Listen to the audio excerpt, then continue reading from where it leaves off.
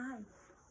Okay, so I'm here right now to share with you the book that I've been reading as I go on my search to find the answer to cancer.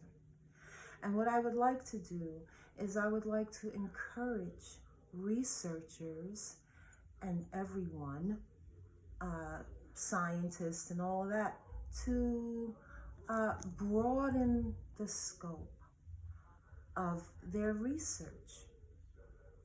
Okay, because when we look at the treatment for cancer right now, which is basically the standard of care, is chemotherapy.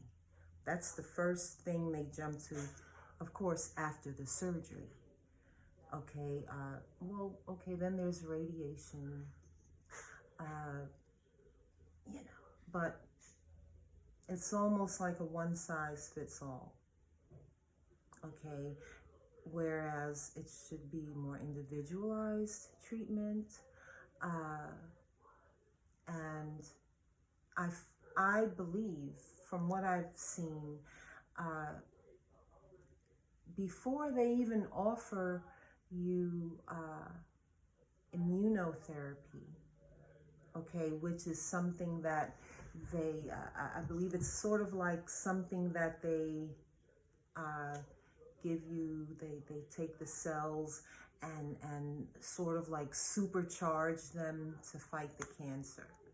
Okay, instead of doing that first, which to me would make more sense, they do that. They want to give you that after the chemotherapy.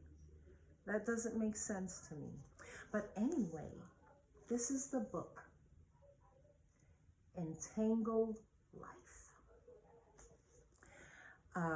It's how fungi make our worlds, change our minds, and shape our futures, by Merlin Sheldrake. Okay, this is the book. Now, how I came across the book and why I was so interested in this book, okay, because there are a lot of books about fungi, okay, but first, what was happening, I'm thinking, I'm thinking about this cancer stuff, I'm reading stuff and this and this, and oops, hold on. Let me put on my little microphone, because that way you might can hear me better. Okay, so I have on my microphone. Okay, the book that I think is very interesting and that lends itself to finding the answer to cancer is Entangled Life by Merlin Sheldrake. And it says how fungi make our worlds, change our minds, and shape our futures. Okay, now how I came across this book, or how I discovered it, is very interesting to me anyway. I already had in my mind that that cancer is possibly a fungus. Even though, okay, the definition, if you Google what is cancer, basically it tells you that it's cells that keep growing. Okay, cells that basically don't die, they just keep growing. They don't go through the normal process that a cell is supposed to go through, which is apoptosis. Okay, and so I said,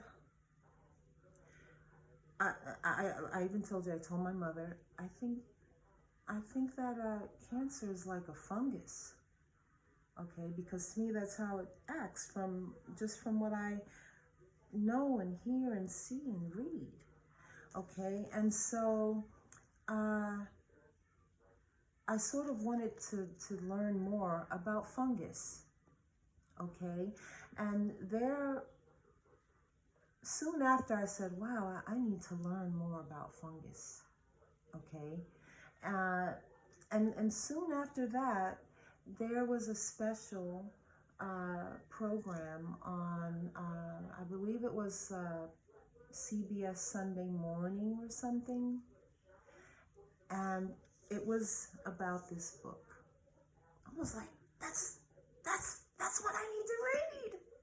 I need that book. Okay, and so I got this book.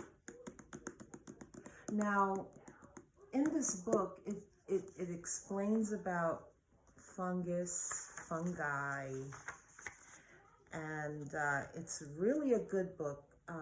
Merlin Sheldrake is a very smart man. Wow. And the way he explains this stuff is incredible. Perfect. It's like it's easy to understand, even though not that not that, I mean, it's still hard, but easy to understand. Okay, and so, I started reading the book, and I learned some very interesting things that I plan on sharing with you. Okay, but he explains,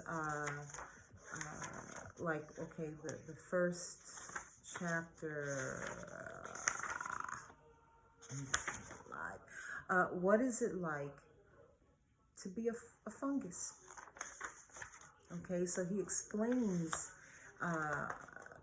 their behavior. He explains the behavior of a fungus, and he explains all of this stuff. And as I read it, I'm like, this is what cancer is. Okay, and so and instead of just classifying cancer as a bunch of abnormal cells, basically because they don't go through the apoptosis process that normal cells go through, we need to take a deeper dive into cancer and what it is, what these cells are, okay? Because there are quite a few, okay, when it comes to cancer cells, okay, there's the normal cells and the cancer cells. And what I've read is that the cancer cells usually are sort of rigid